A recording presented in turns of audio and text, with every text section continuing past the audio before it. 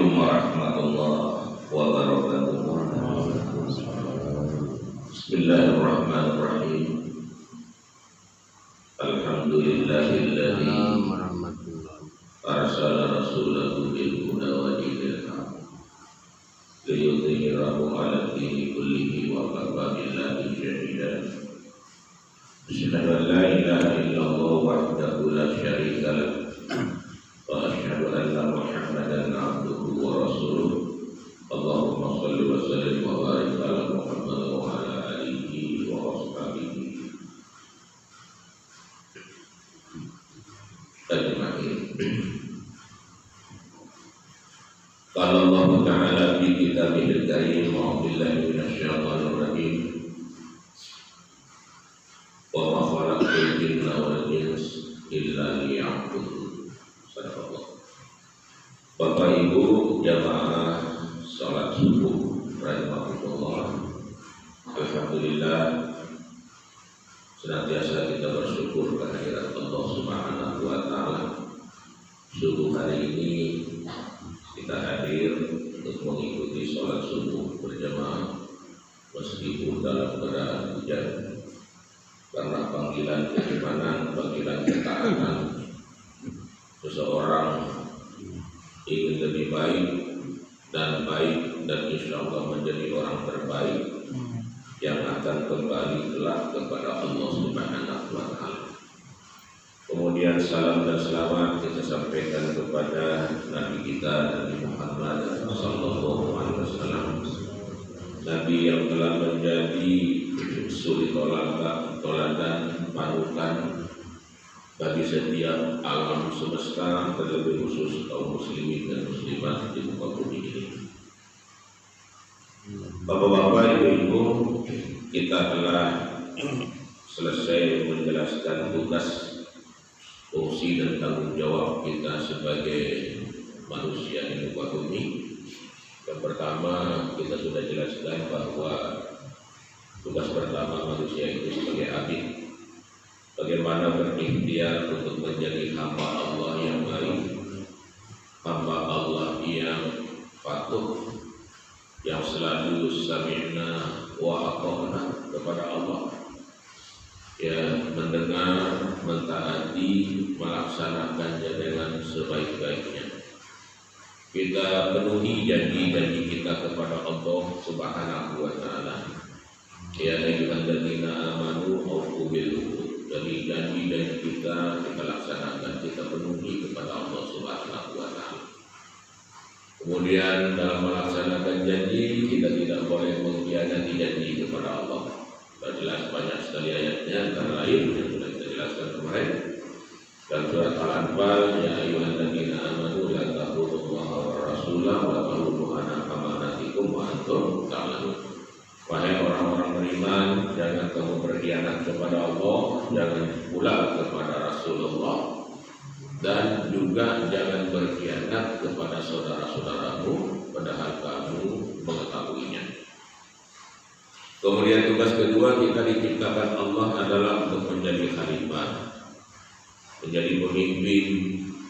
Dimulai pimpinan itu dari diri kita sendiri. Ibda binafsi, kita mulai dari diri kita. Sudah kita jelaskan hadis muttafaqun alaih kemarin, ya. Wa kullukum ra'in wa kullukum mas'ulun an ra'iyatihi. Lalu al-imamu ra'in wa mas'ulun an ra'iyatihi. Kemudian war-rajulu ra'in fi ahli wa mas'ulun an ra'iyatihi wal mar'atu ra'iyatun fi baitiha fi, ya.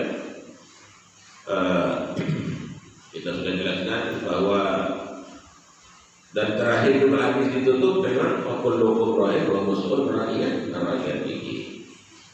Ya, kamu semua pemimpin dan semua kamu akan diminta tanggung jawab tentang pimpinannya. Imam adalah pemimpin dan diminta tanggung jawab. Laki-laki adalah pemimpin di keluarganya dan diminta tanggung jawabnya tentang pimpinannya. Kemudian perempuan atau wanita menjadi pemimpin di rumah tangga suami dan dia akan diminta tanggung jawab tentang pimpinannya. Nah, kemudian para pegawai, pekerja, karyawan, pesuruh semua adalah pemimpin di dalam harta majikannya dan dia akan diminta tanggung jawab tentang pimpinannya. Kamu semua pemimpin dan semua kamu akan diminta tanggung jawab.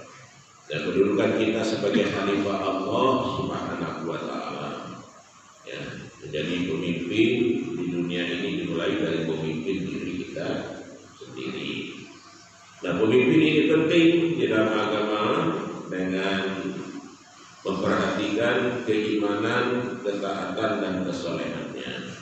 Karena keimanan ini menjadi penjamin bagi dibukanya berkah pintu langit dan pintu bumi. Walaupun kita kaya raya, tapi tidak ada berkahnya, tidak ada manfaatnya. Akan membuat manusia terus haus dan terus haus. Ya, akhirnya manusia tamak, manusia rakus yang tidak pandai mensyukuri nikmat Allah Subhanahu wa taala. Nah, sekarang ini kita bicarakan tugas kita yang ketiga adalah pentakmir bumi. Bagaimana bumi ini dimakmurkan agar semua manusia dapat kebaikan, dapat kemaslahatan. Manusia disuruh bersahabat dengan alamnya, dengan lingkungannya. Maka dalam Islam itu ada namanya ihsan kepada Allah, ihsan kepada diri sendiri, ihsan kepada makhluk-makhluk Allah, ihsan kepada alam di mana tempat kita tinggal. Artinya kita diperintah untuk berbuat baik. Nah, dalam kaitan kepada alam ini, tugas kita mentadbirkan bumi ini, memakmurkan bumi itu alatnya dua, Pak. Alatnya dua kalau dalam bahasa Quran itu. Yang pertama di dalam surat Al-Anbiya dulu sudah kita pernah jelaskan, kita singgung.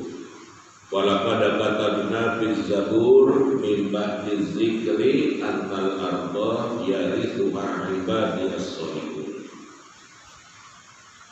Jadi telah tertulis ya di dalam Zabur, ya Zabur, Taurat, Injil dan Al-Quran. Kemudian yang kedua mengatakan dalam Zabur, dalam Tazkir, itu maksudnya Lauhul Mahfuz, bahwa Allah Subhanahu wa taala ini mewariskan dunia kepada hamba-hambanya yang soleh. Nah, hamba yang soleh itu hamba yang memiliki pengetahuan tentang dinullah atau ilmu laduni. Yang kedua, manusia yang memiliki ilmu pengetahuan tentang sunnatullah. Ya. Nah, dalam kaitan semacam ini kita bisa belajar dari At-Taubah ayat 122. Wa kana al-mu'minuna liyanfiru kaffah falaula nafara min kulli firqatin minhum ta'ifatun liyatafaqahu fid-din wal yundaru qawmahum idza raja'u ilaihim la'allahum yahtadun. Tidak pantas orang-orang beriman semuanya pergi berperang. Hendaklah ada masing-masing dari tiap kelompok di dalam umat Islam ini keluar meninggalkan kampung halamannya untuk beberapa saat, untuk beberapa tahun, untuk belajar, liyatafaqahu fid-din, belajar mendalami agama, khusus belajar mendalami agama, tafaqquh fid-din. Dia belajar Quran dengan bagus, dia belajar hadis dengan bagus, dia belajar ilmu tafsir dengan bagus, dia belajar tentang asbabun nuzul, dia belajar tentang kaedah-kaedah bahasa Arab, dia belajar untuk memahami itu, demikian juga hadis-hadisnya, semuanya. yang menjadi alat pembantu untuk tafaqquh fiddin, untuk mendalami agama itu dengan baik. Nah, setelah dia selesai belajar tamat, wal yunziru qaumahum idza raja'u ilaihim la'allahum yahzarun. Maka hendaklah mereka pulang ke kampung halamannya, mengingatkan kaumnya, mengajarkan kaumnya, mengajarkan masyarakatnya agar mereka tetap mendapat pelajaran, peringatan. Jadi Bapak Ibu, tugas orang pergi belajar agama itu perintah Quran. Setelah dia selesai belajar, pulang ke kampungnya, mengajarkan agama kepada umat. Umat yang tidak mau belajar itu berdosa. Berdosa di dunia, berdosa apalagi di akhirat. Karena apa? Mereka yang tidak pergi belajar diperintah untuk tetap belajar tentang agama ini. Ya, makanya dalam hadis dikatakan qad hasyiran nas, orang yang paling rugi. Qad hasyiran nas yaumul qiyamah, orang yang paling rugi di akhirat itu man kana lahu fi talibil ilmi wa lam yatlubhu. Orang yang paling rugi nanti di hadapan Allah, orang yang punya waktu untuk belajar agama di dunia, tapi dia tidak menunaikan tugas belajarnya itu, maka dia rugi di hadapan Allah nanti. Bukan sekedar kita mendengar Bapak, tapi kita belajar. Ini perintah. Ya. Qad hasyiran nas manzilatan yaumil qiyamah. Ya, orang yang paling rugi nanti pulang kepada Allah di akhirat. Man kana lahu liqali'il bil ilmi wa lam yatlubhu. Mereka yang punya waktu ditugaskan untuk belajar, tidak mau belajar, rugi. Mas'alu ahla dzikri in kuntum la ta'lamun. Belajarlah kamu, bertanyalah kamu kepada orang yang ahli kalau kamu tidak tahu. Jadi Islam itu hanya dua tugasnya, yang tidak tahu belajar, yang tahu mengajar. Selesai kan? Itu redaksi Quran. Jadi yang pertama, syaratnya kita mentakmir dunia itu harus dulu mendalami agama. Karena dengan mendalami agama diperkirakan, Bapak-bapak, orang yang dalam agamanya itu diperkirakan terlalu kecil kejahatan dia lakukan. Makanya diperintahkan dulu untuk mendalami agama. Karena dia akan memimpin dunia. Di dalam Quran semua dunia dan isinya ada. Ya. Bahkan di dalam Quran itu akhirat juga dikasih tahu. Gambar akhirat begini, nanti kamu akan dibangkitkan begini, bentuk surga begini. Ya. Bentuk manusia yang nakal begini, manusia yang khianat begini, semuanya diperintahkan oleh Quran. Jadi kalau orang sudah memahami Quran, insya Allah dunia dan akhirat dia pahami betul. Dia kenal betul. Walaupun perlu pergi ke akhirat, dia tahu betul itu. Makanya agama menuntut agar orang paham dulu agamanya dengan dalam. Ya, tafaqquh fiddin. Dalami agama, karena dengan mendalami agama akan menjadikan kamu orang yang senantiasa taat dan berbakti kepada Allah. Dengan mendalami agama, kamu akan menjadi orang yang takut kepada Allah, berbuat khianat, berbuat durhaka dan kefasikan. Kalau kamu mendalami agama, kamu akan dilindungi untuk tidak menganiaya orang, menzalimi orang, apalagi mengkhianati orang.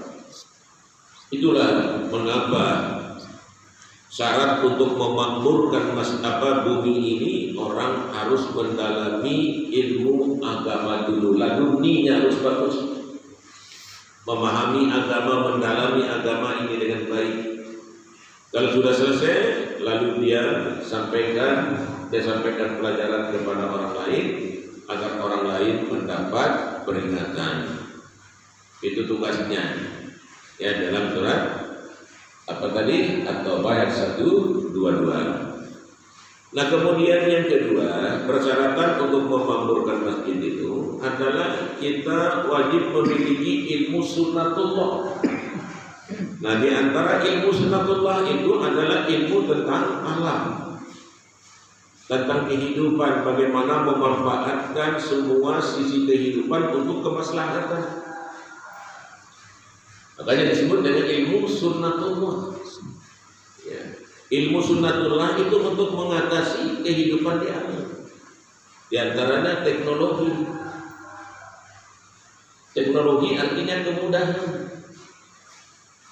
Misalnya sekarang orang pajak gunakan teknologi hand traktor. Dengan hand traktor itu namanya teknologi, memudahkan orang. Dan itu sementara sifatnya, tidak kekal kayak dunia dia. Ya, tidak bisa lama. Teknologi itu selalu berganti-ganti. Ya, kalau tidak berganti-ganti nanti tidak laku pasarnya dan mas uangnya. Makanya barang-barang teknologi itu dibuat, ada yang ukurannya 1 tahun usianya, ada yang 2 tahun, ada 3 tahun, ada 4 tahun, ada yang 100 tahun. Kalau mau dibuat sama, bagaimana dia menghasilkan uang? Ya, maka teknologi juga di dalamnya terselip penipuan. Ya, maka hasil namanya yang tidak berkah. Pada dalamnya ada penipuan. Belum lagi iklannya berlebih-lebihan. Dalam Islam memuji barang itu hukumnya haram. Memuji barang berlebih-lebihan dengan maksud agar laku orang membelinya. Ya. Nah, dengan demikian Bapak-bapak, maka ilmu sunnatullah ya, sering dibaca sama Pak Haji Mas'ud di sholat subuh. Wa bil ardi ayatul lil mu'minin wa fi anfusikum afala tubsirun. Di muka bumi ini banyak sekali ilmu Allah bagi orang-orang yang beriman. Ya, banyak sekali. Dalam Quran sering kita baca, afala yanzuruna ilal ibli kaifa khuliqat wa ilas samai kaifa rufi'at wa ilal jibali kaifa nusibat wa ilal ardi kaifa sufihat. Ya, tidakkah kamu memperhatikan bagaimana Allah menciptakan otak? Bagaimana Allah meninggikan langit tanpa tiang? Bagaimana Allah memanjatkan gunung menjadi pasak bumi? Dan bagaimana Allah menghamparkan bumi agar kamu berjalan dengan baik hidup di muka bumi? Semua ilmu sunnatullah sampai dengan sedetil-detilnya, termasuk dunia kedokteran dan lain-lain sebagainya. Nah, ilmu-ilmu ini Pak bisa kita pakai orang-orang ahli. Ya. Tetapi tapak kupit ini kita sendiri bapak-bapak yang belajar itu memahami. Nah, ketika umat Islam menguasai ilmu dinullah dan ilmu sunnatullah, saat itulah Allah akan membuka pintu berkah dari langit itu. Walau anna ahlal qura amanu wattaqau la fatahna 'alaihim barakatin minas sama'i wal ardh. Walakin kadzabu fa'atnahum bima kanu yaksibun. Ya, sekiranya dunia ini dipimpin oleh orang-orang yang beriman, yang dalam pengetahuannya tentang Allah, dibantu dengan teknologi dia miliki, ya, maka Allah rakyat-rakyatnya juga seperti itu keadaannya. Maka Allah akan membuka pintu berkah dari langit dan dari bumi. Maka kehidupan itu akan menjadi kehidupan yang penuh dengan kebaikan. Dari pemimpin yang takut kepada Allah, beriman kepada Allah, taat beribadat kepada Allah, tidak melakukan berbagai macam kejahatan dan kepalsuan, lalu diikuti oleh rakyatnya seperti itu, maka Allah akan membuka pintu-pintu rahmat, pintu-pintu berkah. Bukan sekedar kekayaan, tetapi berkah yang diberikan Allah Subhanahu wa ta'ala. Banyak orang hidup semuanya dia miliki, rumahnya di mana-mana, hartanya di mana-mana, sawah ladangnya di mana-mana, tapi dia terus hari demi hari dia tumpuk-tumpuk harta benda. Karena apa? Karena tidak ada berkah dalam kehidupannya. Dia selalu miskin, selalu lapar, miskin, lapar. Karena Allah tidak memberikan berkah kepadanya. Karena apa? Mungkin salah satu faktor karena tidak takut kepada Allah, tidak beriman kepada Allah, tidak khauf kepada Allah, dan kurang perasaan malu kepada Allah Subhanahu wa Ta'ala. Dan Bapak-bapak Ibu, selesailah ya secara garis besar kita jelaskan tentang tugas kita di muka bumi ini diciptakan Allah. Yang pertama sebagai hamba Allah yang baik, dua menjadi khalifah Allah, wakil Allah di muka bumi ini. Semua kita punya tanggung jawab untuk berbuat kebaikan di muka bumi ini. Dan kita semua dilarang membuat kehancuran dan kerusakan, karena memang itu amanat yang kita terima dari Allah. Kemudian yang ketiga adalah memakmurkan bumi. Untuk memakmurkan bumi syaratnya adalah punya pengetahuan dinullah, dan kedua punya pengetahuan sunnatullah. Insya Allah kita akan meraih kehidupan hasanah di dunia dan hasanah di akhirat. Barangkali ini saja, demikian. Assalamualaikum warahmatullahi wabarakatuh.